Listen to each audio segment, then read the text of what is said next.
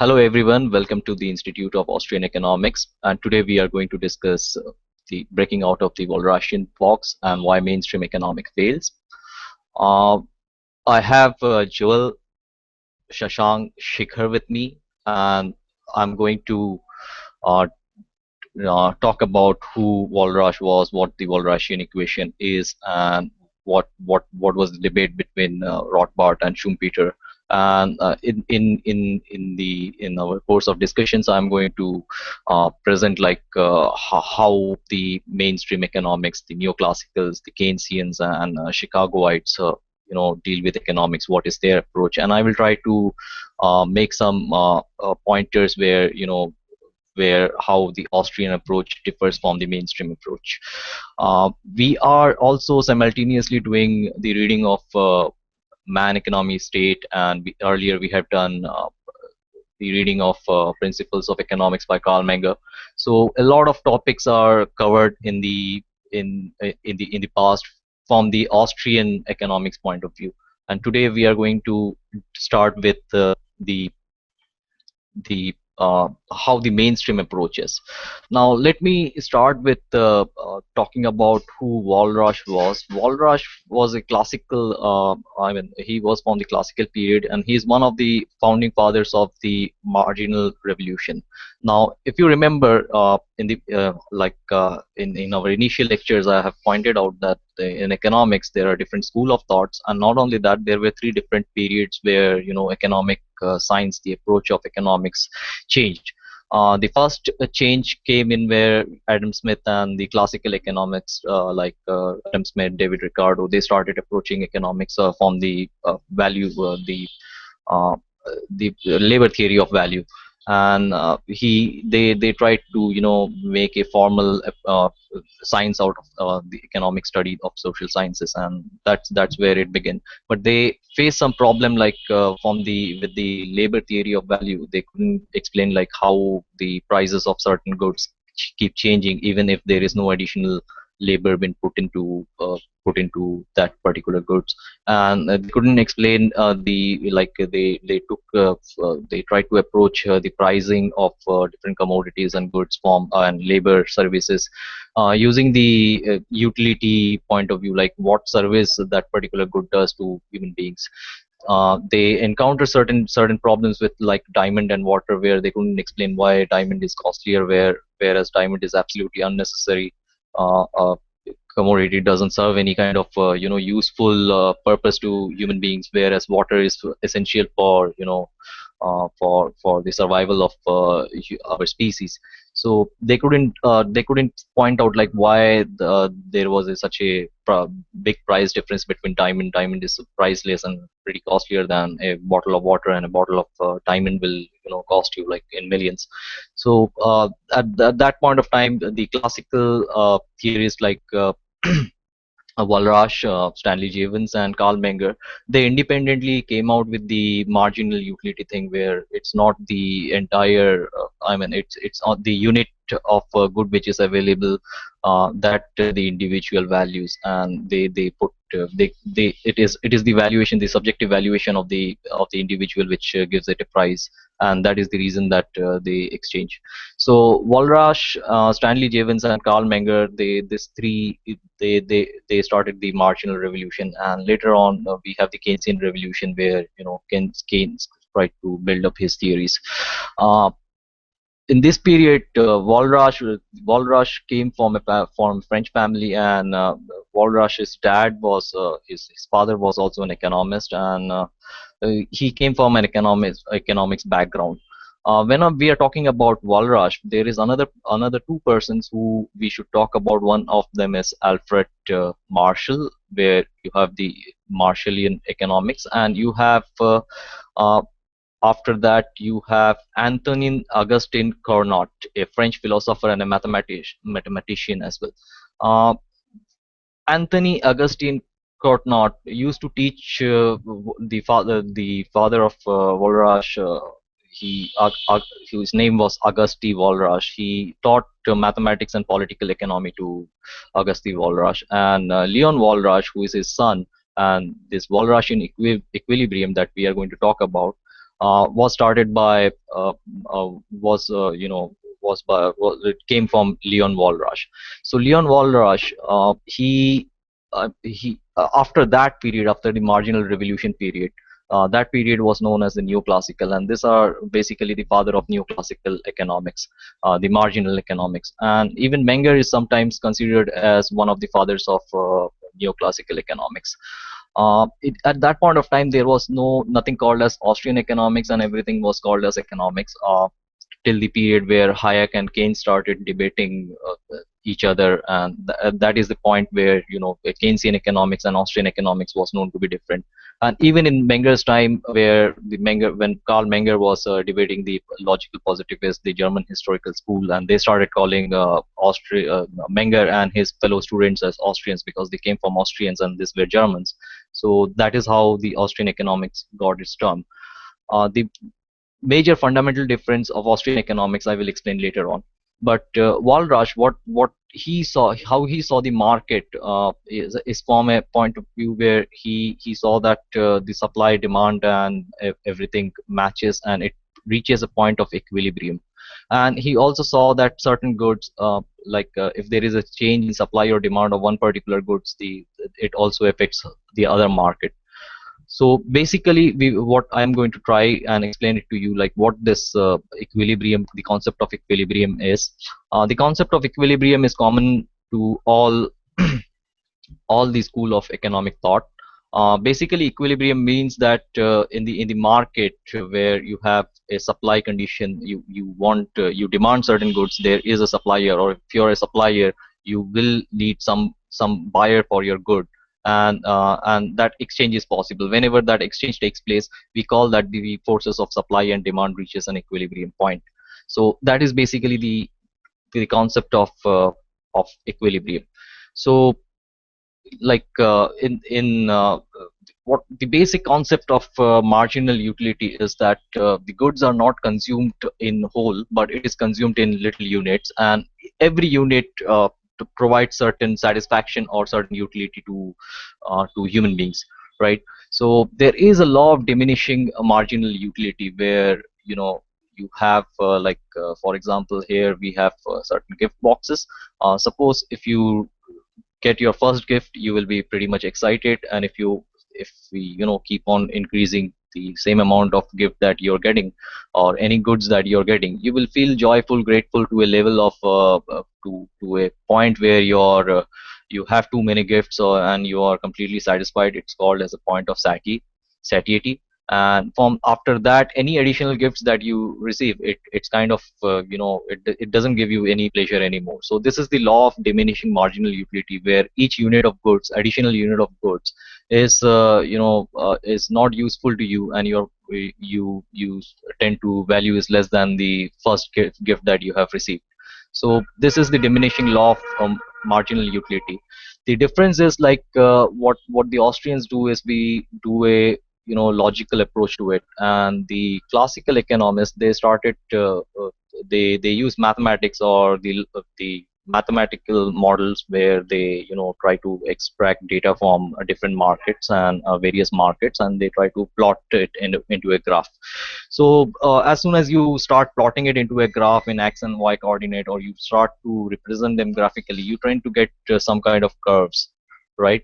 So here you will see a curve where it starts with one gift at one point of time, and then it moves on where you're increasing the number of gifts, and at one point you will see that you actually start losing your as the unit of goods starts increasing, you will stop you start to value the additional unit of goods which is received by you lesser and lesser than the initial unit of goods that you had received. So this is basically the law of diminishing marginal utility. What Walras did is Walras and Stanley Jevons, what their approach is, basically they had a concept where the total utility, like the total amount of goods, like let's say here if you say that this is 100 gifts pack, so they call it that 100 gift unit is called as the total utility, and they subtract each unit, the first unit they will call it as marginal utility 1, and the second unit as marginal utility 2, 3, so on and so forth till 100, and they will point an ordinal scale where they will say that TU is minus uh, the marginal utility mu1 plus mu2 mu3 to mun, the number of units that you have, so till the 100 goods. And they try to, they will put in ordinal numbers like mu gives you 1 util, and mu gives you, the second unit gives you 2 util of satisfaction, and the third gift that you have received will give you third utility of satisfaction, so on and so forth. So they try to arrange these ordinal values, the ordering, the different priority value scales that you have into a cardinal way, and they try to plot these graphs and represent it on a graphical or a mathematical model. Okay, just give me a second.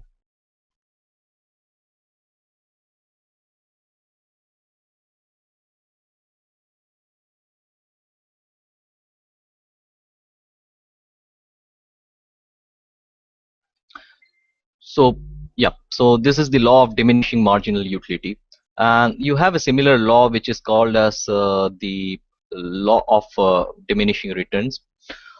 In this law, what happens is, as you keep on increasing, the law states that if you have it relates to production. Like if you have if you want to produce any goods, uh, you will require let's say 3 goods to make that particular consumer product or the higher order product. You will require 3 lower order goods. So if you keep 2 lower order goods constant, and if you start adding one marginal utility, you tend to get a finished product, which each additional unit is going to produce one additional unit of an additional marginal unit of a particular good.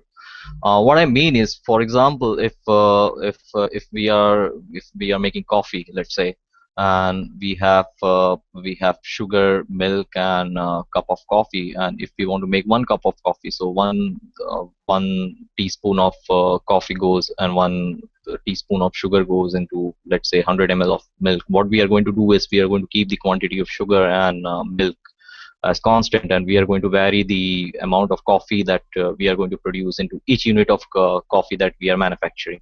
So the first unit, let's say first cup, it goes in like 1 teaspoon of coffee to make 1 cup. For 2 cups we can do it with let's say 1.25, and for 3 cup we can do it by 1.75. So you will see that each additional unit a little is like we are reducing the unit of coffee, but we are getting the kind of the same blend of goods, and by reducing the marginal unit of that particular good.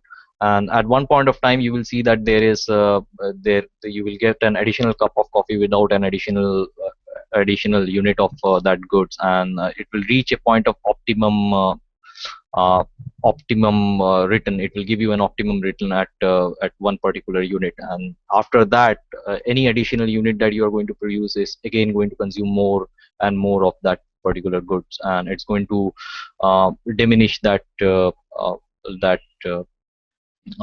diminish the quality of that particular goods. For example, if you are trying to dye uh, any cloth, or if you're trying to make 1 cup of coffee and you are putting in small grains of coffee, there will be a point where the blend is perfect. And if you are going to increase the amount of coffee more and more, what is it's going to happen is it's going to get concentrated, and you are not going to it's going to turn quite bitter, and you're not going to like the taste of that coffee. So it's not going to, it's not the optimum amount of coffee in that.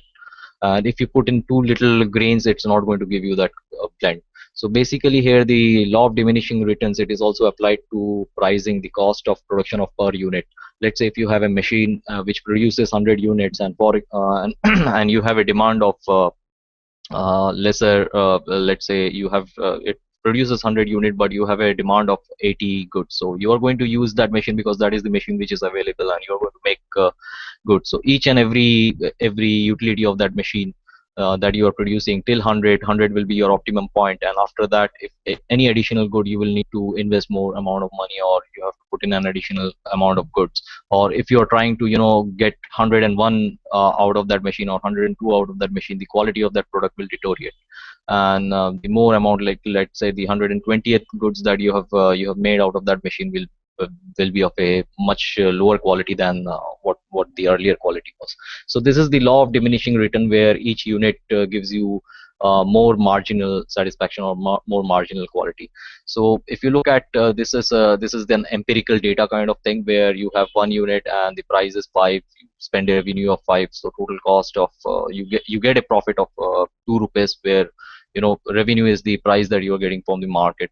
So you have a marginal cost of 3, and then in the next unit that you're producing, your cost is increasing and the profit remains same, and you're getting a marginal cost of 2, and so on and so forth. You reach a point where you are getting an optimum price of with 4 unit, you're receiving, actually with the addition of 1 unit, you're making a bigger profit of 8 because 8 rupees, because you have your total cost is not increasing, but your revenue profit per unit that you're selling is increasing. So if you look at the total cost, 12 is the, with the addition of the fourth unit, you're earning a higher profit. So that is the optimum point of production. That and after that, any additional unit that you're going to make, it's not going to yield you that much profit, because the market price may not be at that point, and you might have to suffer loss. So that is the optimum point of production. So this is the law of diminishing returns that the neoclassicals use, and this is how the empirical data stands for most of the production unit. So you will see a curve which I'm going to show you later on when I'm going to do the when I'm going to talk about the the cost curves, where I'm going to talk about the total cost and the marginal cost and stuff. You also have a supply cost supply curve. Supply curves are basically straight line. It is a downward sloping line. Supply is your supply tends to go on with the demand. The more and more you supply, the more and more quantity you start supplying, the more and more demands you are going to meet, right?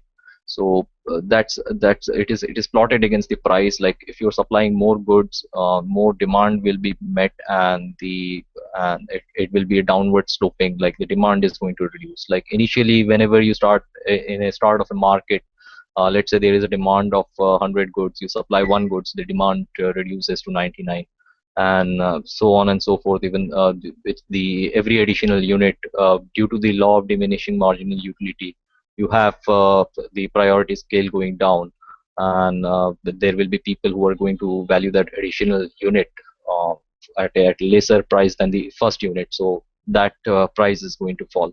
So this is shown by the supply curve.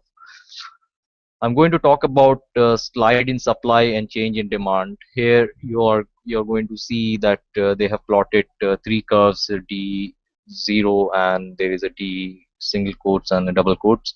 And I'm going to come back to this slide again, and I'm going to explain you what the supply curve is. Demand curve is similar, but it is a upwards sloping point where the demand increases with the demand keep on increasing. And this is the demand curve. It is also plotted against the price, where you have every quantity supplied, the demand keeps on diminishing with the diminishing law of marginal utility. You have a point where demand shift is similar to profit shift. Sorry, the supply shift. What basically means is you have certain factors where you have this. Let me name this slide. This is the factors.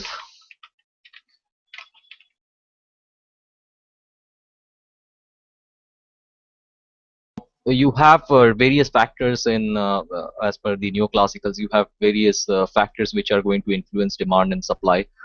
From the demand point of view, you have there will be change of needs, income, preferences, habit, or prices of substitute goods, or prices of complement goods, or even the expectations are going to change, right? So that is going to affect your supply and demand curves. Like if your demand changes, then the supply changes. There is a difference between the Keynesians and the neoclassicals over here. The Keynesians look at a from the demand point of view, like how they can increase the demand, and the supply is going to match that demand, and the market is going to reach an equilibrium point.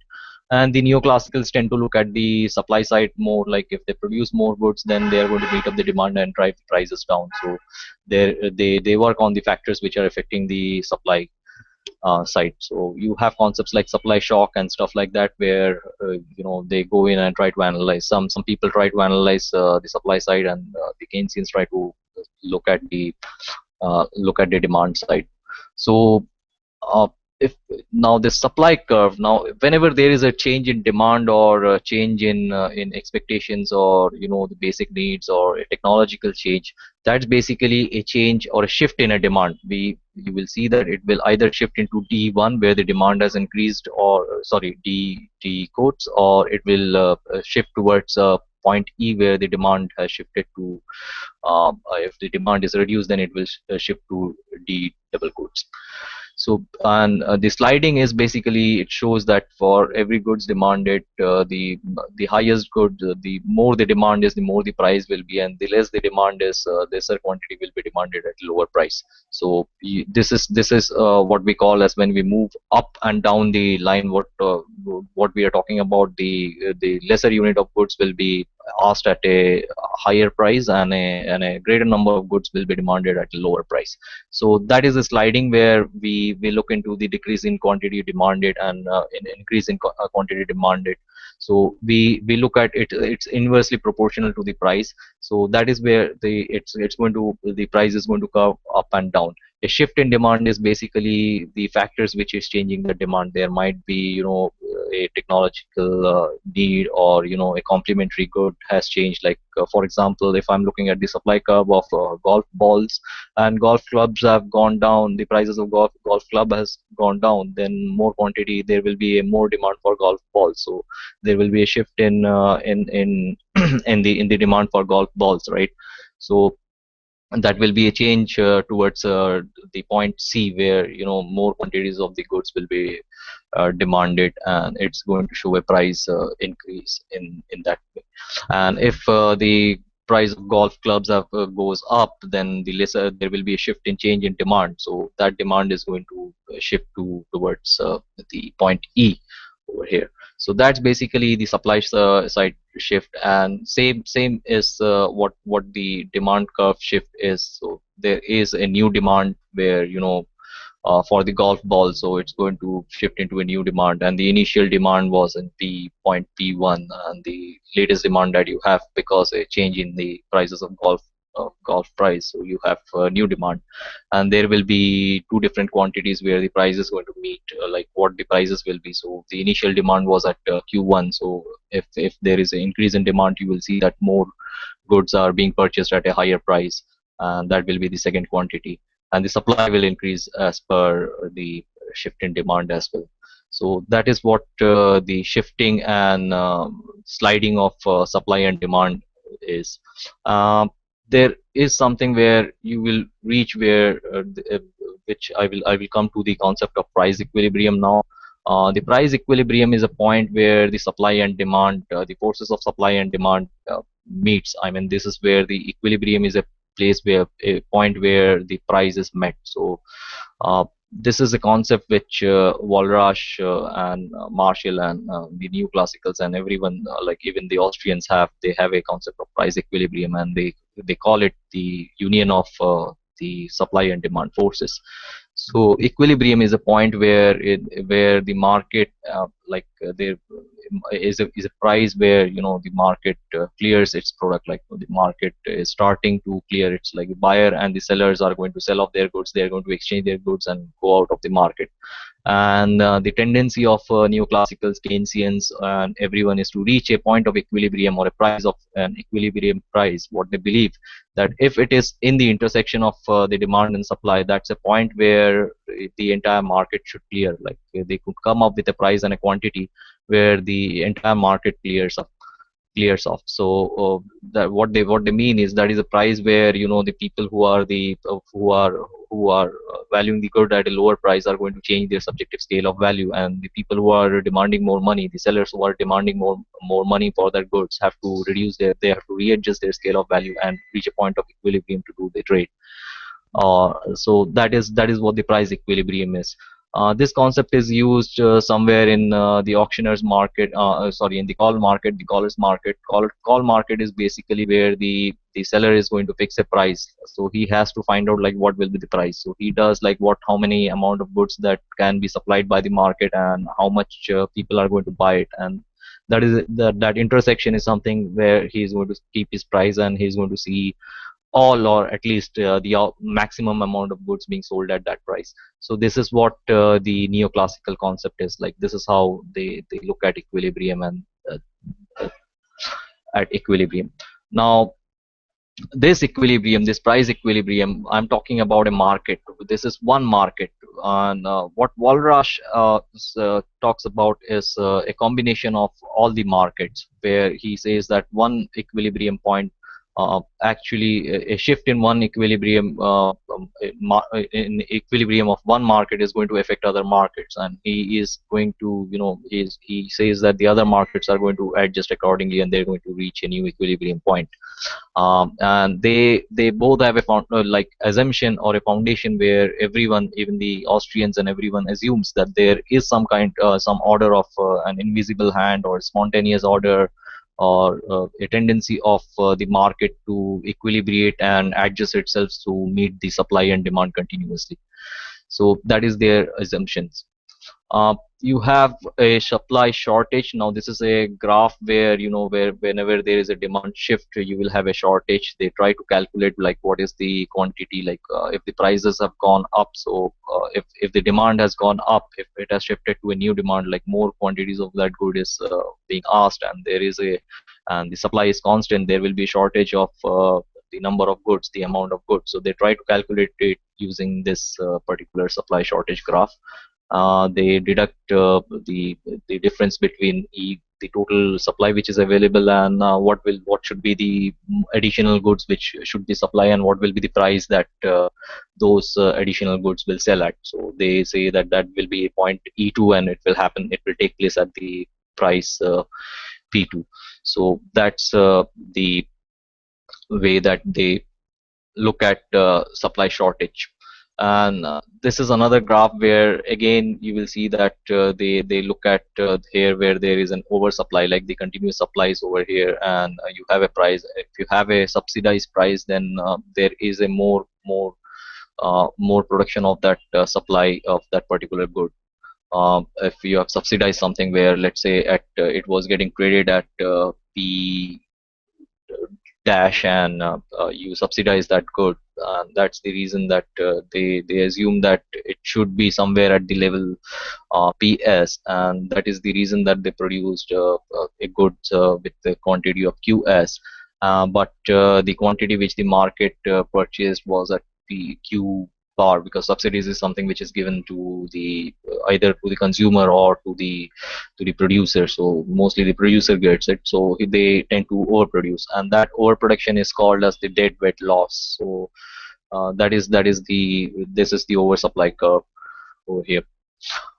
Then we have fixed uh, fixed cost and variable cost, which again comes to production. Here you will see that this is a cost revenue mark, where they do this average costing and price costing, where they look at what will be the cost or the revenue spent to manufacture one unit of goods. So no goods can be manufactured at cost of zero, right? So the curve has to start at certain point, and that point is represented by A and B, where the difference between average total cost is average total cost is, there is a cost of fixed assets. Fixed assets are like land, labor, land, buildings and stuff, and the variable cost are the wage rates and the prices in the market, the revenue that you have, the interest rates and stuff, which are going to change, and the fixed asset cost are land, buildings, and the capital machineries goods that you have. So those are the fixed costs which a firm has to incur to get into production, and the variable cost are how many manpowers you are putting in. That those stuff will go into your overheads will go into the operating cost, and credits, and interest rates and everything which varies from the period of production will go into the total variable cost. Okay, so do you have any questions till now?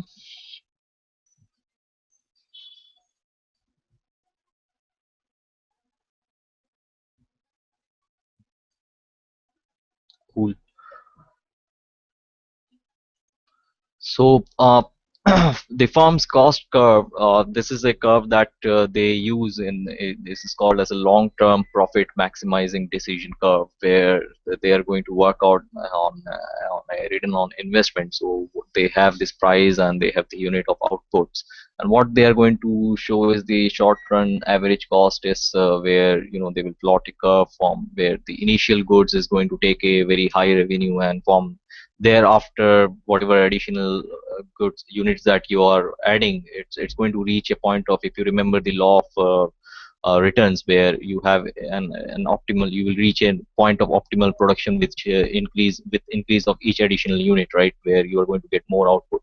So you are going to reach a point where the marginal cost, like adding each additional unit, you have a cost there, right, and you have a total cost where you have the fixed and the variable cost, and the revenue, that the price that is going on in the market. So you have the average cost and every cost for that particular period of time, and the intersection of this cost is the maximum profit possible for that particular firm, which is denoted by Q. So if you want to do cost accounting, this you will start with the average cost in one period of time. If you have an ROI for 5 years or 10 years, you look at the market price and you will try to plot out like where your marginal cost, your long run average cost, and marginal revenue, the profit that you are earning, will match. And after that, if you are producing any additional unit, that will not get sold in the market because it is above your the production, the price that is there in the market, and it you cannot sell that additional unit. So that is the last unit till which the point where you can produce goods. So for example, let's say there is a demand for 100 goods, and the 100 goods, the asking price is at 1 rupee, and below 1 rupee you will incur a loss because your production price is at 1 rupee. So that this curve shows that initially when you start, the first profit that you are going to get is pretty minimal when you consider your cost, that you have investment that you have made, right, and the profit that you have received. So it will be a bigger figure. So more and more units that you are going to produce, your profits are going to increase, and it is going to increase till a point where the last supply that you can produce at one buck, and that is the last price where you can sell the last unit without making any profit. So that is the maximum profit possible for you. So this is the firm's cost curve that they use into in doing cost accounting, like what would be the till what point of time they will be able to earn profits. Then you have indifference curves. Indifference curves are basically, let's say, if sorry, uh, yeah, indifference curve is, let's say I offer you coffee, tea, and Coke, right? So uh, you will, like, there will be a person who says it doesn't matter, give me anything, or somebody will have a preference where they will say no, I will only drink coffee, I will not have cold drinks, and might be another person who will say I will have Coke itself. Sorry, Pepsi itself. So you have three people who are looking for two different goods, and you have three different people who will be looking at a difference, like there will be a difference between the choices that they are going to make the goods. So if you're going to compare people who prefer Pepsi and people who prefer Coke, and the people to whom it doesn't matter, like if they get Pepsi or Coke, they just want to drink a cold drink, any beverage works for them. So you have this three indifference curve where the supply of that good, the quantity of that goods is plotted in both the axes, and they try to calculate the difference between the sale of Pepsi and how many people would be indifferent to whether to the fact that whether they are getting Pepsi or Coke, and that is denoted by I2 over here. Let's say I1 is for Coke and I3 is for Pepsi. So that is how they try to calculate some kind of an indifference, like what will be the difference between the number of people who are going to be indifferent to the choice of Pepsi and Coke.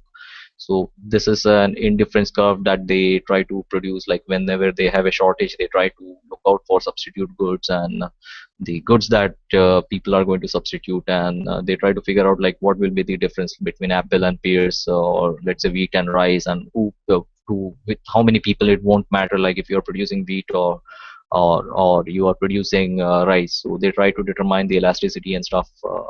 Elasticity is a different, but they try to take into account the what should be the optimum production and stuff. They try to work out from this indifference curve.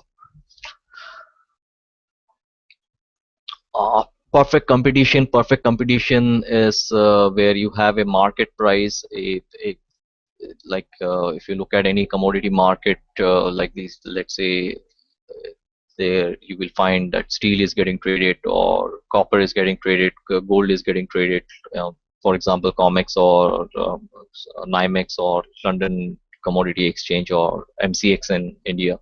So you will find that there are multiple sellers in this kind of market, and there are multiple buyers as well.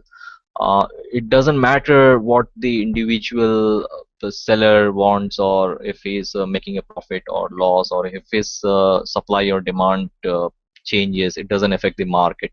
That is what their assumption is. And the perfect competition, the term is like you will have a point where the competition is going to increase so much, like there will be additional buyers and sellers who are going to come into the market, and they will reach a point where no seller is going to be able to make any profit, and every seller is going to get those goods at the lowest possible price. So your profit is going to decrease with the number of competitors that is going to come into the market, enter into the market. Let's say you are the only person who is producing the goods. The second person who comes in and starts producing goods, you have to decrease your profit, so on and so forth, with the incoming competitors. And you will reach a point where no additional competitor can enter the market, because you both are, I mean, all the producers are producing goods at the lowest possible, their lowest possible profit possible. Maybe no profit, no loss. That is the point of perfect competition, where you have to clear out your goods, or you're selling your goods and not making a profit and not making any loss as well. That's the point. Beyond that, any market competitor, any producer comes in, he is not going to make any profit. So that is what perfect competition is. So they compare it with the profit and the marginal cost and the average revenue generated, the market revenue generated, and they try to compare it with the profit margin. They have to take the market price. So market price is the price range where P1, which is existing in the market, and they try to figure out, like, if that price is reached, where that production point is reached, where the farm should stop producing goods, because there will be additional competitors coming in, and they won't be able to make any profit. So they try to figure out, like, where the competition is and if there is a profit possibility or not, using the perfect competition curves. uh, Now, here I will take a break and talk about Marshall as well. This equilibrium point, what we are talking about when we are discussing about a single market or one particular market, a single market, we are talking in terms of the Marshallian view, where Marshall says that equilibrium is possible in one market, but it's a partial equilibrium. You cannot have equilibrium throughout, like in each and every market. Walras has a law. It's called the Walrasian law. Walrasian law states that you know if one market is in at disequilibrium, the Walrasian law states that if except for one market, if all the other markets are in equilibrium, even that market will reach into an equilibrium position. So that's the Walrasian law. What he's saying is, like, if you have a, let's say, if I take tea and coffee, right, or let's say wheat or rice, or any two commodities which you can think of. If you have a shortage of rice, people are going to substitute it for wheat, right? So there will be a shift of demand to the wheat market.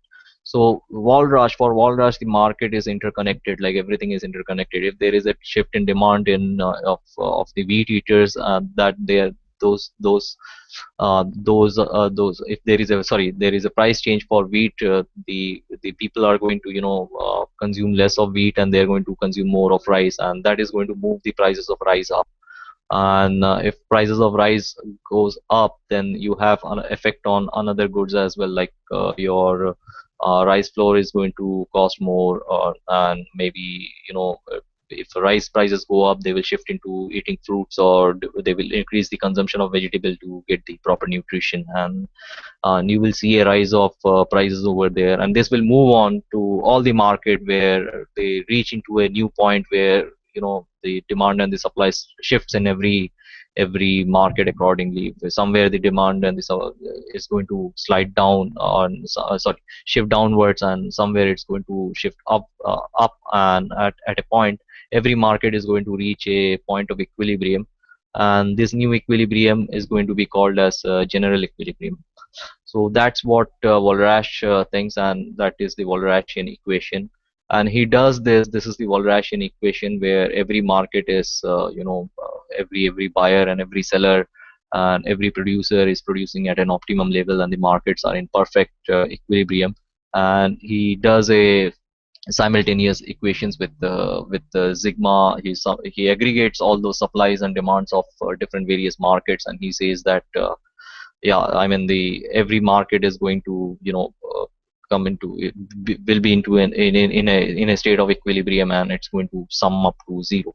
So pi is the price of the goods, and di is the demand and the supply. So they are doing a demand and supply aggregation, and they say the price will also aggregate into an equilibrium price where everyone in the market is going to sell off their goods. The market is going to clear itself. So that's basically the Walrasian equation for you. Walras does something which he comes for. He aggregates like this neoclassicals. They aggregate supply and demand. When we are talking about market, they don't specify what market. Even the market itself is fragmented, right? Like if I say wheats market, I don't know which market I'm talking about.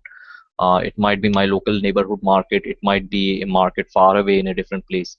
So you will see that if you remember yesterday's lectures, we were talking about the economic calculation problem, and where Hayek says that you have a knowledge problem. You do not know what the supply and demands are at different markets, right?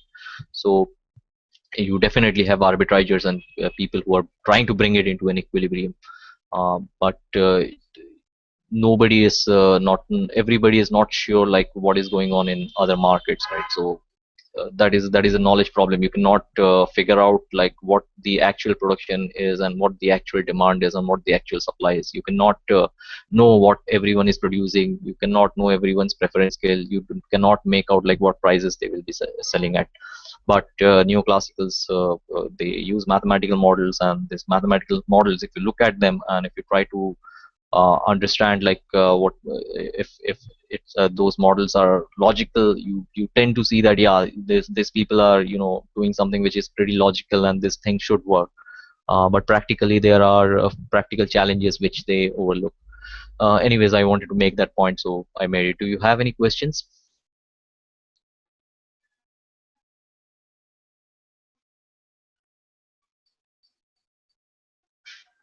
Nope. Wait. Uh, Now, till now, what we were dealing with is the microeconomic, where we were looking at one market and in single markets and single firms, and we were trying to generalize those things. It is quite possible, like if I'm looking at my local market, I know how many people are coming in. I can note down their demand and stuff, and then I mean, there is a possibility if I'm looking at a very small market that I can use these graphs or do these computations. Businesses do it, right? Like if you're running an exchange, you tend to know that your exchange will be profitable or not, and that is why people I mean, people start marketplaces, right? Like eBay or Amazon. These are private exchanges, right? So you can actually figure out like what the demand will be, but you need an entrepreneur mindset. You're not going to work out with these graphs and statistics, and this is what I will explain later on, like why the Austrian how the Austrian method differs from the neoclassical method.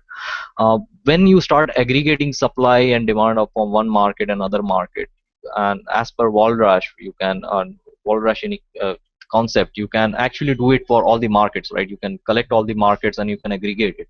So this is the aggregate demand concept, where you can come up with something which is called as the GDP, right? GDP is the gross domestic product. So you can come up with an aggregation where you take a summation of prices of all the goods which is being produced in one particular in a country. Let's say in India, you will take all the goods which is available, and you will aggregate them to and find out what the price level is, and that you will denote in your x-axis where you have the price level, and you will look at the profits or the revenue, that real expenditures, that their real output, it might be the number of goods that you are producing, or the per capita income, or the expenditure, the cost that you incur while producing these goods. You can sum them up into the demand, and you can put them into the income rates, like what amount of money is that those people earning, and you can aggregate them into a sum of profit or loss in real GDP terms, right, by adjusting the inflation or whatever. uh, this aggregate demand is basically used mainly by Keynesians, and I mean everyone uses it at the macroeconomic level, where you tend to can do this aggregation. The problem is you cannot aggregate all the goods, so you have to come out with indexes, right? Indices where you give weightage to certain goods and certain goods, right? Like you will select like what how will you determine the price level of the entire nation? It's impossible, right? So like you cannot find out what will be the price of are diamond prices necessary? Diamond, there will be diamond prices, there will be antiques, there will be products like which might be sold from one person to another, like there might be a school, a very reputed school, and one firm sells it to another firm and makes profit, or let's say the government decides to denationalize one of its factory unit, and or you may have a lone gold mine which you want to sell it to some businessman, or there might be a loan mine which was held by one particular businessman and he's selling it to some other people. So you cannot aggregate everything. You need some realistic aggregations which is possible, right? Which matters. So you take the frequently, you take this elasticity curves, and you try to figure out like what people consume, and you create something which is called as the consumer product index, produce index, where you take out the essential goods of a household. So when we go into the micro, into the circular flow logic, where we will see why the household income matters. So they take the household income kind of thing. They will take the fuel prices, they will take cereals and pulses, they will take beverages like tea, coffee and stuff, and they will take up their market prices from various markets, like various commodity markets, especially in India they take up the public distribution service prices, the PDS prices, and they will take up the fuel prices, which they of course they fix it themselves. Uh, and they will try to create an aggregate. They will sum it up, and that will be the aggregate price, the CPI price of that particular uh, nation, right? So this is the price, and if it goes up we say yeah it's inflation, and if it comes down we say okay it's deflation, right? And demand is the if these goods are getting sold or not, and how much how much industries are selling, how much goods are being produced by every industry. So you take up you create regulations where the IT department, the revenue department is going to do audits, and they're going to find out what was the price they sold at, and what was the market price, going price and stuff, and they're going to collect this data, and they're going to draw this aggregate demand. And from that they will try to figure out if the demand has gone down or the price level is going up, and we will see how they play out in the market. But this is the concept where they use the real GDP and the price level, they use CPI index, and they try to beverages, pulses, and cereals, medicines, they aggregate it, the prices, and they try to calculate this aggregate demand curve. And most of the macroeconomic entities will work on this concept where they will sum up, they will aggregate, weight it, weighting is weight is something which is a statistical measure where they will assign weights to, like, using the indifference curve. They will find out, like, what how much Pepsi is more preferred goods than Coca-Cola, and how many people are indifferent. So let's take the indifference, or let's take the Pepsi preference, and let's give it a weight of 50. And let's say the indifference people, we will give them a weightage of 30, and the Coke drinkers, they are pretty less, so we will give them a weightage of 20. And they try to make this kind of statistics where with a base of 100, and they try to figure out what the aggregate demand and aggregation would be. So they aggregate on that basis. So that is the aggregate demand, a macroeconomic entity. uh, do you have questions about aggregate demand? Yeah, I mean, they try to measure this utilities, right? Like elasticity, they might look at certain goods, like, let's say, fuel. Fuel is an inelastic good, and fuel is a good, like petroleum prices are going to affect all the commodities in the market. So that's a very important good. So they will put it in the equation, and you just cannot sum it, right? You have to give them some weightage. Now, fuel is a very essential good, and you have to compare it with another good, let's say wheat, right? I mean, let's say wheat or rice, even, or the cereal or pulses. The cereal and pulses are also as essential as fuel.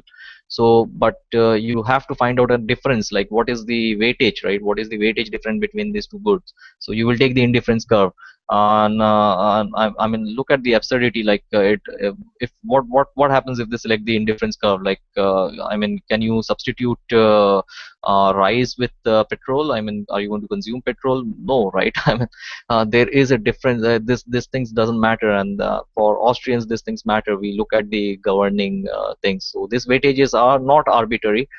They try to give them weightages on the demand, like how many units they are demanding, what is the price that they are going at, what is the how many poor people there are. So we have to give weightage more to the right to the cereals and pulses more than that we give to fuels, which is used for or let's say petrol, which is used for luxurious car, and kerosene is something which the poor people want. So or diesel, which is used mostly in India. In India, you have diesel which is used for trucks and stuff. So we will give them a different weightage. So they try to work it out using this kind of logic, and they this is basically the statisticians, the Bureau of Statisticians, who are going to give these weightages, and they're going to make an index out of it. So they will collect prices from various government markets, and that is the weightages that they are going to use. So that's the logic behind it. Like, who needs what? Is it an elastic good, inelastic goods, and stuff? I don't know if there is a formula, but basically there are various theories, right? So they use a formula where they give, like, I have looked at the CPI index of United States of America, where you have cornflakes and eggs and other stuff, which is crucial for them. They have wine over there as a if the in their CPI basket, and they tend to do it from the commodity market, where the commodity trading is taking place.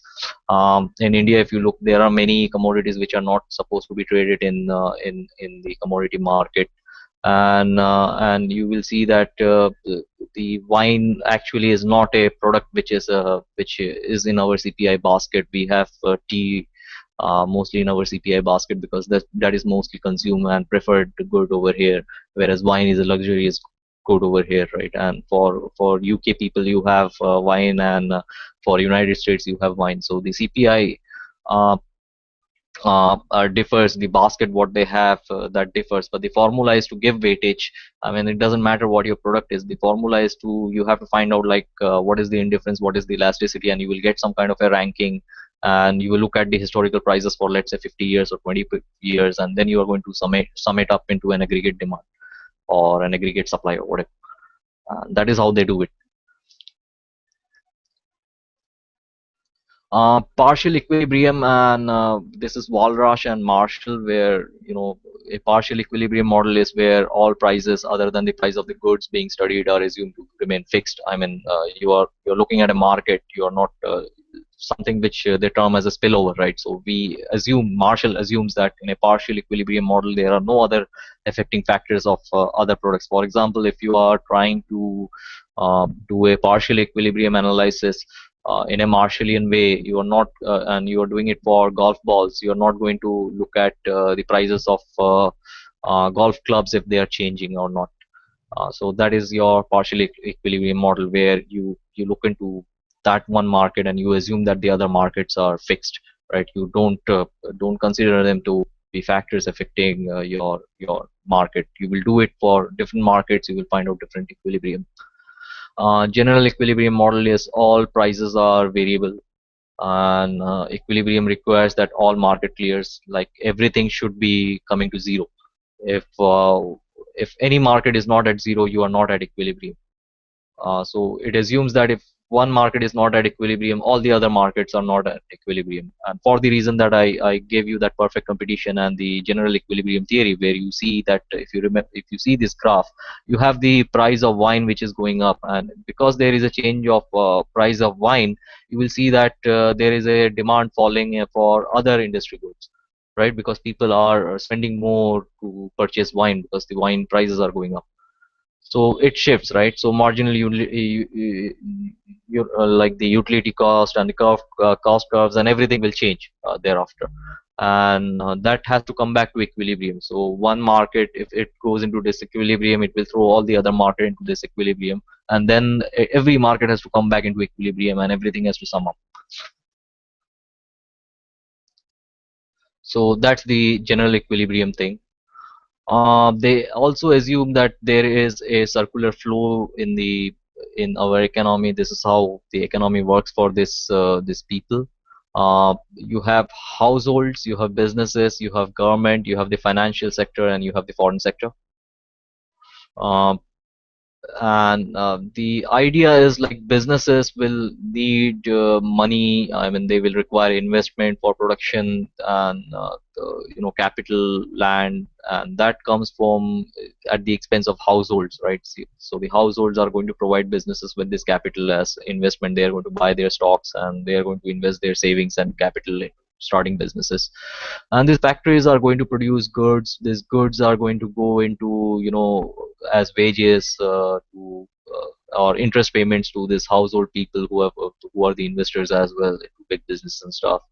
And they on their income will pay taxes. They will put savings where they will deposit it into bank, and banks will again lend out interest to businesses. The government is going to give spend on businesses. The government is going to spend some is going to save something in the banks, and the banks are going to lend that money into businesses.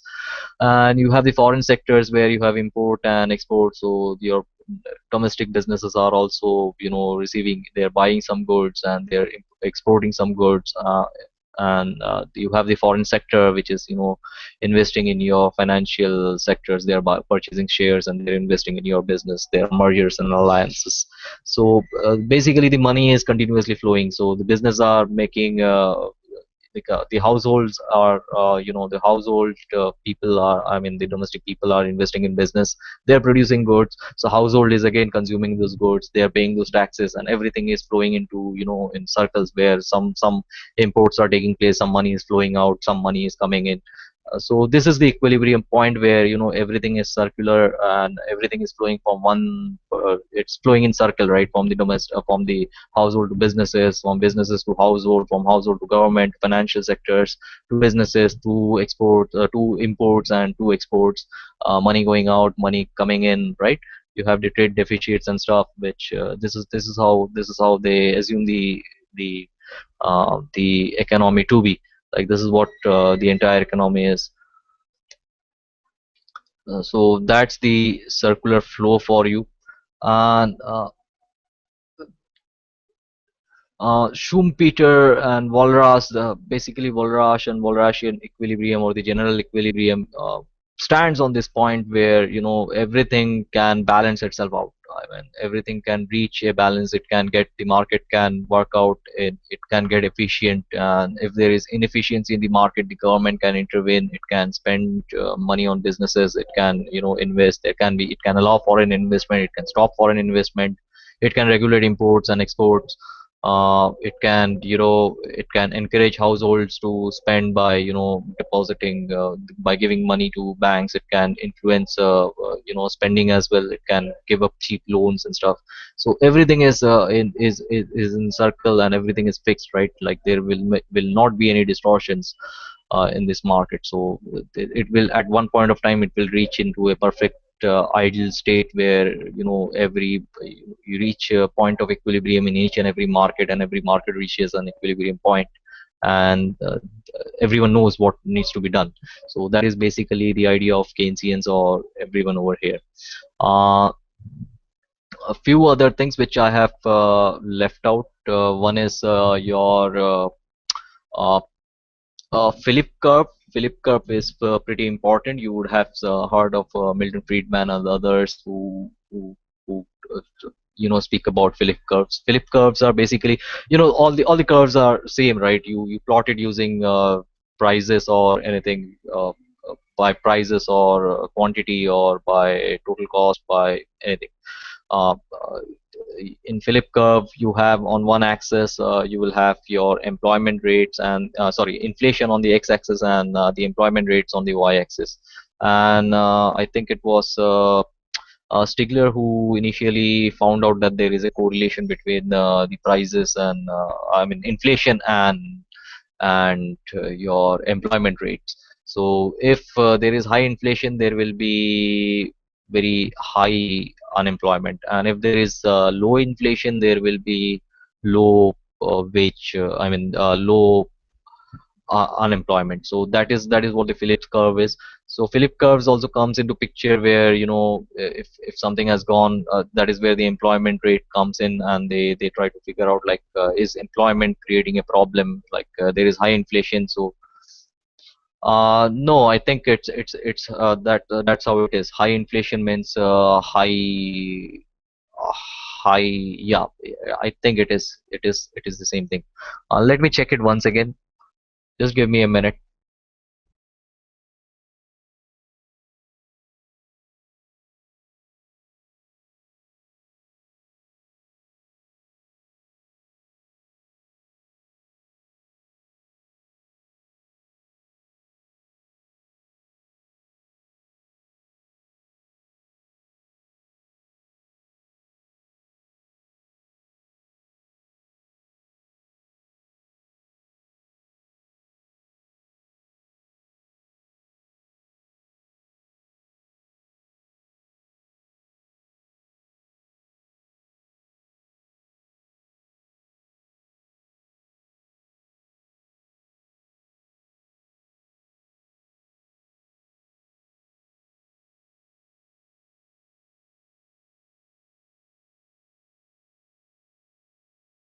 Okay, so this is the Philip curve where, unemployment rate going up, inflation coming down. So it's not. I mean, this is how the Philip curve looks like.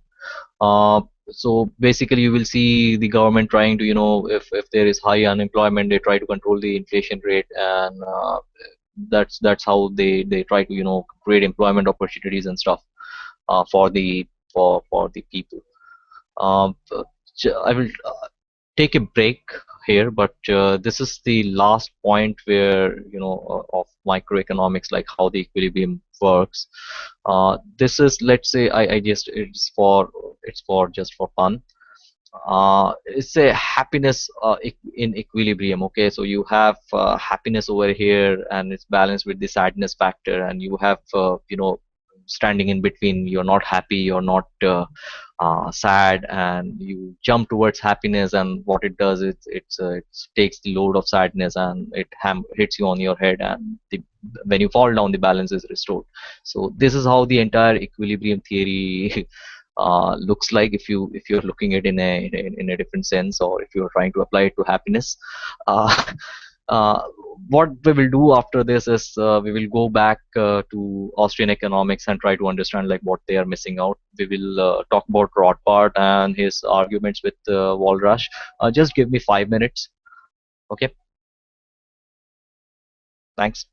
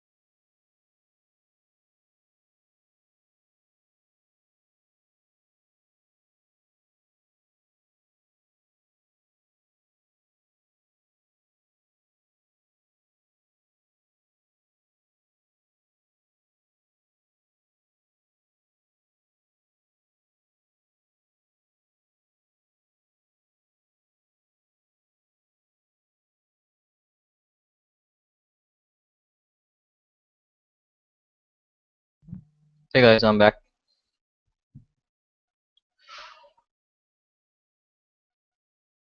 Okay, so before I finish, there are certain things I want to uh, talk about, like what Walras has to say about equilibrium itself. Walras says that equilibrium in production, like equilibrium in exchange, is an ideal and not a real state. It never happens in the real world. That the selling price of any given product is absolutely equal to the cost of productive services that enter into that product, or that effective demand and supply of services or products are absolutely equal. Yet equilibrium is a normal state in the sense that it is a state towards which these things spontaneously tend under a regime of free competition in exchange and in production.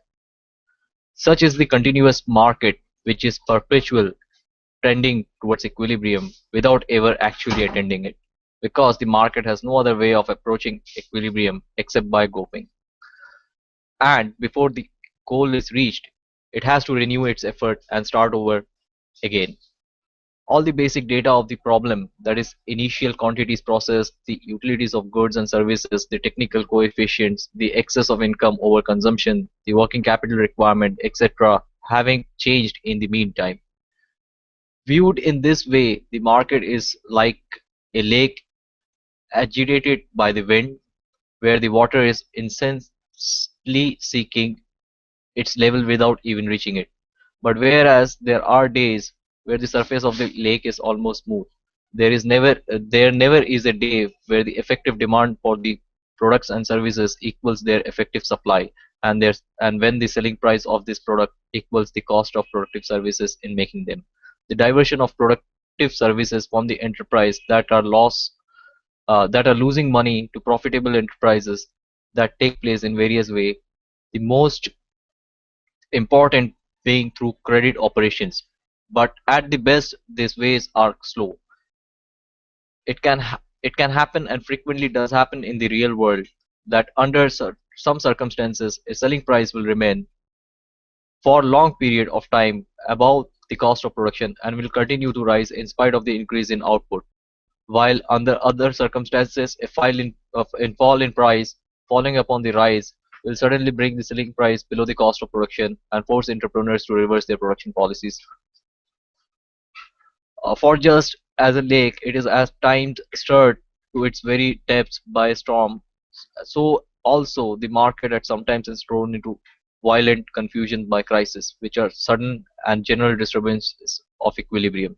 The more we know of the ideal conditions of equilibrium, the better we shall be to able to control or prevent this crisis. This is what Walras has to say. Walras himself admits that this is something which is not possible in the real world, which is very much like the Austrian view itself. And he agrees that there will be state of rest, a plain stationary state of rest, or a condition where you do reach equilibrium, and or you do reach a point of prices where the prices don't change, and you reach a point of stability until and unless something breaks it. This is true. I mean, you can observe it in certain markets, but it is not true in case of every market, right? So this is what Walras had to say. Uh, Marshall, I mean, he differed from him. He basically he as you have seen that he only used to look into one market. He noted that in the short run the supply cannot be changed and the market value depends mainly on demand. So this is where Marshall comes in, and he says that in the short run the supply cannot be changed, so there is no point of reaching equilibrium in the short term. But in the long run, what people say, in the long run you reach equilibrium, right? Long run equilibrium is possible, short run it's not possible. That's what the Marshallians say, and they say it because they believe that the supply cannot be changed and the market value depends mainly on demand. In an intermediate time period, a production can be expanded by existing facilities such as buildings, machineries, but since this do not require renewal within this intermediate period, their cost, called the fixed overhead or supplementary cost, have little influence on the sales price of the product. Marshall pointed out that it is the prime or the variable cost which constantly reoccur that influence the sale prices most in this period. In a still longer period, machines and buildings wear out and have to be replaced, so that the sale price of the product must be high enough to cover such a replacement cost. This classification of cost into fixed and variable, and the emphasis given to the element of time, probably represents one of the Marshall's chief contribution to economic theory. He was committed to partial equilibrium model over the general equilibrium model on the ground that it is inherently dynamic nature of economics that made the former more practically useful. So you have Marshall, who says that you cannot just simply invest right away, and there you have to take in the element of time and the cost of fixed assets or the capital goods, which as we term in, or the lower order good, which cannot be created out of the blue, and you have to account for all that. So general equilibrium itself is not possible, and this is what you will hear in the Roger Garrison's lecture as well, where these two people have, I mean, there are similarities between the neoclassical and Austrians as well, but it is just the lip service. Like they say or they agree to this particular point, and then there are followers of Marshall or Walras, uh, who go ahead and they try to derive certain things bypassing this fundamental observation or the fundamental nature of the economy or economic science. They tend to ignore it or keep it aside. They try to move in to derive different things, which is not possible, right? Long term and short term. Short term is basically your, let's say, if you are suffering loss or anything, it's you already have the fixed asset. So that period which you're looking at, the initial stage where you have made the fixed investment, you have a variable investment cost. So that period is something which they term as the short run. In the long run, where you have reached a point where a loss making unit has shut down, they have liquidated their asset and the assets have reallocated, they call it as the long run period. Like what happens in the long run, like today you might be a monopolist, tomorrow there will be competitors and more competitors will come out till the point you cannot make profit. So uh, the initial point, or the point where you don't have the perfect competition stage or something, that is your short run. And the other period will be where you reach a perfect equilibrium state. That will be your long run period. So that is what the short run and the long run represent, are notions that this neoclassicals and the Keynesians and Chicagoites give. The difference between Austrian economics and all the other branches of economics, like in the neoclassical, you have Marshallians, you have Walrasians. In Austrians as well, you will find that a lot of neoclassical thought is present. Like you will see certain Austrians who will use supply demand equilibrium theories to explain their economics. Uh, like Salerno does, or Rothbard does, and you will see certain economists like Menger or Mises, Lachman, Kreisner, who will not explain these terms in terms of the neoclassical way, but they will approach using diminishing law of marginal utility, the subjective scale of value. They will use those kind of things. When coming to aggregation, the Keynesians do not aggregate as much as the Chicagoites do. There is a lecture by Roger Garrison where he talks about the level of aggregation that Chicagoites have. You will find it in YouTube. I've also shared the link, so you can go through that. What is the difference between Hayek and Friedman, and Hayek and Keynesian? Basically, the thing is, the difference is it between the Keynesians and the Chicagoites is the policy prescription, right? Like if the Keynesians are going to say let's raise employment, they all work with the same graphs, right? It's the same models that these people use. They use the Walrasian equilibrium, or they will use the Alfred Marshall's Marshallian partial equilibrium, and this is how they will do their analysis. They will take data points, they will collect data points from various sources, and they will plot these graphs. They will do the statistical analysis, and they will try to figure out what should be the price, and if the economy is in a state of equilibrium or in a disequilibrium. Or they will try to take the Marshallian concept and they will apply a partial equilibrium theory, and from one point they will analyze one point, and they will move on to another point where they will take the firm's cost utility and stuff. They will calculate the aggregate demand, and then they will move into the into the macroeconomic part and try to figure out like what is happening with the nation. And it's just a matter of policy prescriptions, like the Chicagoites will be against the government spending part, whereas the Keynesians will most likely, look at the employment rates or the interest rate and the spending rates. So they will look into those part. They will talk about stimuluses and stuff. The neoclassicals, they are a fan of Say. That's another economist. You have the Say's law, where if the supply keeps on increasing, you don't have to worry about the demand. It will be met. I mean, there will be people to buy your goods at a lower price. So they look at the supply side economic. So they will be suggesting subsidies and stuff like that. So it's a matter of policy prescriptions that this different people will have. And then besides them, you have the socialist, right? So the socialist economists are also going to like certain things like subsidies, or they will like employment of people in to get jobs and stuff. uh, there are certain jobs which the government creates, like which are unproductive, right? Like you will still find typists in a government organization, which mostly has been is out of the market. It's a legacy thing, but still the government hires them just to have the employment rates up, right? The government can start a mega project which is unrequired, and they will employ people. uh, I give an example to various people, like if I compare China and India on the government investment, there is a difference. Chinese government actually has spent on capital goods. They started to big industries. They gave, they allowed entrepreneurs and everyone to. They started investing on capital goods and mass production units. Whereas Indians, they get into the policy prescription, where they will start, funding Aadhaar card requirements and everything. And that is where they will start employing a lot of people, and they will start producing Aadhaar card. But what is the, like, Nokia, let's say China produces cell phones, and we produce Aadhaar card. What is the uh, market value, the local domestic market value of those produced goods by those employment? I mean, nobody is going to buy your PAN cards, Aadhaar cards, or social KYC form.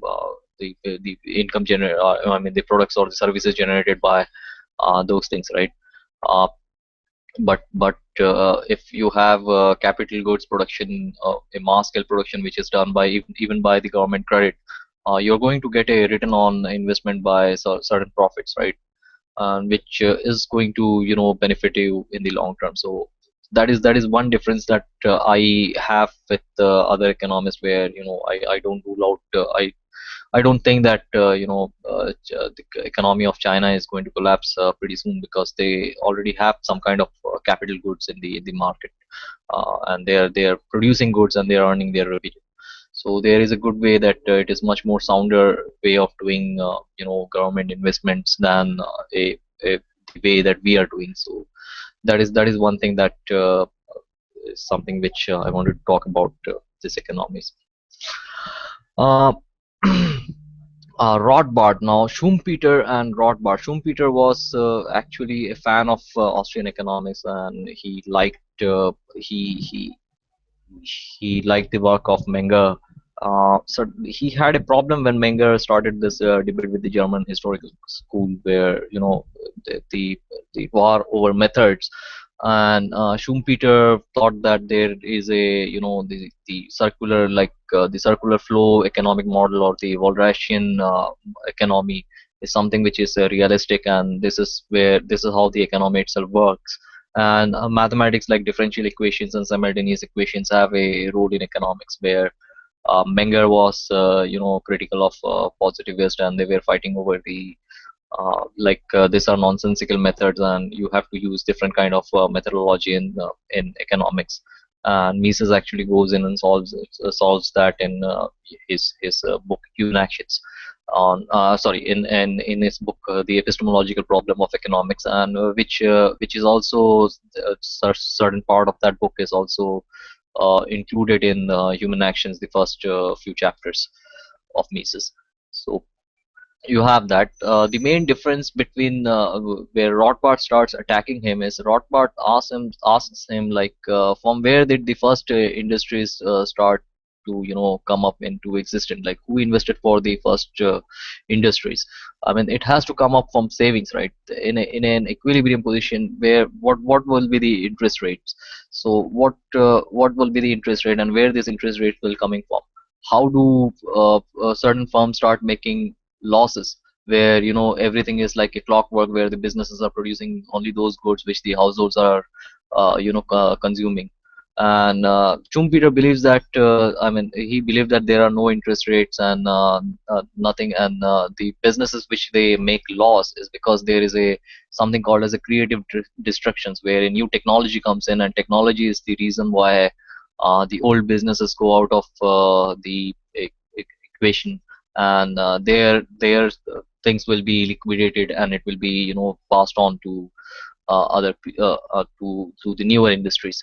And Rothbard actually points out, like he talks about the Bauer's rate of interest, like how does wage rates come in, like the capitalists who are running this business, they have a production period. So at that period of time, they have to pay for labor services and stuff. So what will be the labor services? What is the charge? What is the amount that the laborers are going to look at? And and how is it different from an interest rate?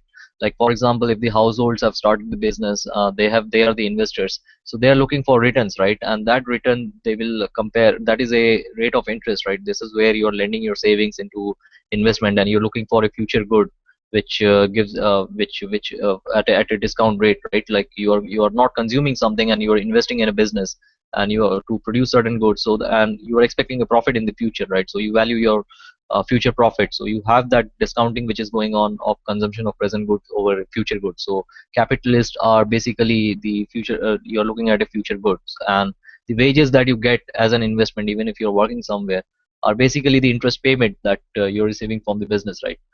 So that's the argument that Rothbard takes against Schumpeter. And he says how in this state of economy, where you know what the demand is, what the supply, how many quantities of goods should be produced, and everything, how do businesses start making loss? What actually goes wrong? Are they not able to figure out, like there are other entrepreneurs who are working for on uh, uh, technological innovation and stuff? uh, from where will they get money? Like if there is a new entrepreneur, a new business wants to start in, so where does he get this money from? And Schumpeter says that it comes from the government, and the government spending is the place from where these new entrepreneurs and new business are going to get money. Like the government is going to give this money to central bank, and the central banks are going to lend it to businesses, and this is how the new money injects. If the new money comes in, then we know that the purchasing power of money changes, right? That is going to change everything. It's going to change the wage rates. It's going to change the prices which are present in the market. So how do you handle that? And Schumpeter actually was at loss, and he was unable to answer this kind of questions.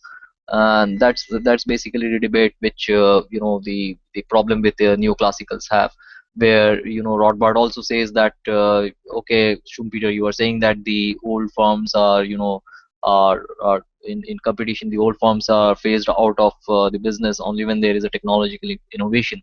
So for that new business to, I mean, your capital resources and everything is something which you're assuming to be constant, but there will be a time factor which will be required to liquidate this asset and to start a new business. So what happens then? And what Schumpeter assumes that innovation is something which is not continuous but discrete. It happens, it takes place in certain historical period. Like he goes into the Malthusian argument, where you had the Malthusian period, the pre-industrial revolution, industrial revolution, and the revolution period after that. So so Rothbard questions like how that innovation is a continuous process. It's not just in discretes, like there was continuous innovation going on and continuous development and changes in the nature of production and stuff. So this is where they get into, and Rothbard actually questions, and he proves, he shows that why this kind of equilibrium thinking doesn't take you anywhere. You are not looking into the actual problem of at the actual governing concepts, and this kind of logic or the Walrasian box or the general equilibrium thinking, what it does, it puts a curtain over the actual facts which matter, and actual economic calculations that people do. I mean, how does entrepreneurs know, like, where to buy goods at a lower cost, and how to, and where to sell? Like, there are certain entrepreneurs who are just traders, right? So how do they know that where they should buy or purchase goods at a lower price and sell it at a higher price? They are not doing any kind of productive activities, right? They're simply, they don't even do it with credit and stuff, right? So they, how do you do it? Why do people save? Like, if there is a rise in income, it doesn't mean that people are going to spend everything on commodities and stuff. They are going to save it, right? So this savings, how does savings matter? Like, in an equilibrium, how do you look at savings? So Schumpeter had an idea, like, savings, what he calls is, savings are leakages from the circular flow or the circular economy. So these are the basic arguments that Rothbard presents to Schumpeter, and Schumpeter will see that he actually, these questions, he keeps on changing or shifting grounds from, shifting the goalpost from one end to another. So this is basically the differences between how they, this is mainly I wanted to show you how the neoclassicals and the classicals think, and how the underlying the idea of equilibrium, the Walrasian equilibrium, how it flows out to the level of GDP and general aggregates, and how they overlook the governing factors, the factors where people do not substitute for another good, but they reduce their consumption, and how they ignore the time variant, where you have a time factor, like the next harvest or the next goods which is going to come out, or the entrepreneurial function, where the entrepreneur knows what to import and what to export. And these are the things which individuals in real life do. And the equilibrium concept, if you are trying to think in a Walrasian way, that this is going to equilibrate in that fashion, and everybody should be happy, or there, everything is certain in economy. So that is not going to happen. You will have scarcity, you will have scales of values, you have to readjust things, you will have credit, you will have requirement of future goods, you will have the problem of heterogeneity of capital. You just cannot aggregate things. Employment, when they talk about employment is not homogeneous, it's a heterogeneous thing, right? Even if I talk about capital, capital is not homogeneous, it's heterogeneous. Money, they consider money to be neutral. Money is not neutral, the money supply matters. Credit rates, interest rates, they matter. You just cannot simply fix credit rates and stuff, and imagine that it's going to be it's going to work out for and bring things into balance. You cannot have fiat money, and fiat money is actually Schumpeter. The interesting fact about Schumpeter is Schumpeter talks about bank credit, and he supports bank credit, and he also he in his circular flow equilibrium, but he is a prominent defender of gold standard. So he speaks for gold standard as well. Like, if you have the gold standards, the government spending could be curbed and stuff. So you will see that Schumpeter is pretty inconsistent. And for Schumpeter, it is the technological innovations which disrupts the equilibrium. Even in perfect competition, you have, like, you reach an equilibrium where, okay, you have perfect competitions, and in the long run, and some entrepreneur is going to come in and make a technological change and start bringing out things for at cheaper cost. You destroy perfect competition. But the application of perfect competition, for example, you have anti-competition laws, where you cannot sell goods at a lower price than your competitors. You cannot charge higher prices if you have you are not at a stage of perfect competitors. So these are predatory prices and stuff. These are all the policy recommendations which come from the Walrasian thinking. So that is the problem that the Austrians do not do it. We don't rule out mathematics. We don't rule out that you cannot. I mean, it never works. It works, but it what it does is we are skeptical about it. We do not know that it is going to work every time.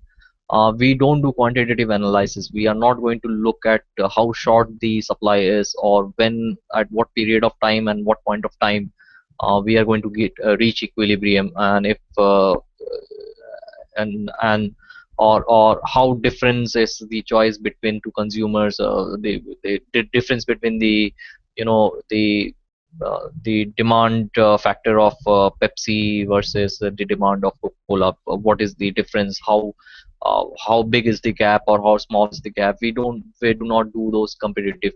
We do not do those comparative or quantitative analysis. So quantitative analysis is basically what the Chicagoites, the Keynesians, and the neoclassicals will do. And Austrians will always say that there is a tendency towards this thing. We do praxeology, we use deductive, so we will only say that there is a tendency of this thing happening. But how big it will be or how small it will be, we do not know, because there is no, unit to measure utils, or there is heterogeneity of capital, of the scales of value, and we cannot measure them to figure out like where they will stand, like we do in economics, sorry, in the field of natural sciences. We cannot do that in our social sciences, where everything is like a clockwork. So I mean, you have to deal with a lot of factors which affect our economy, and it's a process of, it's a very dynamic process of adjustment and readjustment and changes. So it's basically the market is going to give you signals which you have to adapt to. With regards to unemployment, I mean, people have to know that your wage rate is not always going to go up. You have to understand what kind of skills are required in the market. Now, if you look at the present system, I mean, there are rarely a polymath, right? I mean, people used to be polymath. They used to have different skills, right? People used to know how to do carpentry. They used to know how to, they used to work in the farms, as well as they used to know how to milk their cows, or philosopher and mathematicians. You will see that there are different expertise that people have. Like we used to go out, like you can ask a person like Sachin Tendulkar, like if you were not a cricketer, then what you would have been. So people have multiple skills, and people can they can have a specific master skill, but when the demand for that skill goes out, or there is a problem, they can also utilize their other skills as well. So this is how the Austrian thinking goes in. We recognize that the problem is with the current system, and the entire system which started from these flaws and errors needs to be corrected and refined. Like economics has to be looked from a different way, from more of a deductive Austrian way. And we also have to understand the limitations of deductive logic, and we also have to understand like where we can quantify things and where we cannot quantify things from an epistemological point of view. And this is what the modern Austrians are working on, including me and some of my friends. So I would like you all to uh, gain the understanding of economics micro, as well as, I mean, the mainstream Keynesians and Chicagoites, and then the Austrian theory itself by reading various authors, and then come up to a point where we can work out these problems of economics and solve them and refine them. So that was the breaking out of the Walrasian box, and that was the entire mainstream economics and the differences between them and the Austrian approach. So do you have any questions?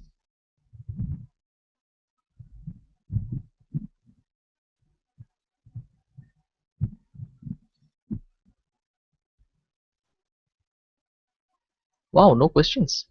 Great. Anyways, if you have any questions, I think most of the questions that were asked in the group with regards to Austrian economics and stuff, I think the differences between mainstream and Austrian economics, I have to deal with the Austrian method. I have to teach praxeology, and most of the things are something which we will cover in the future, because the book Man, Economy and State is not a pure Austrian. I mean, I talk about purity, but it's a book which uh, talks about this mainstream concepts using our Austrian approach, right? So we use praxeology and we try to uh, uh, prove, like we try to explain what circular equilibrium, flow or equilibrium is, or in real life scenario, or how supply and demand is. I mean, we don't do it with graphs and charts, but we try to use Robinson Crusoe's methods and those economics to just highlight the praxeological laws or the logic behind a particular human action. So that is one of the things that praxeology or proper Austrian study of economics has to be done by some other books like Human Actions, and there are multiple books. Human Actions is one, Principles of Economics by Menger, Bauer, Hayek, and other books of Rothbard as well.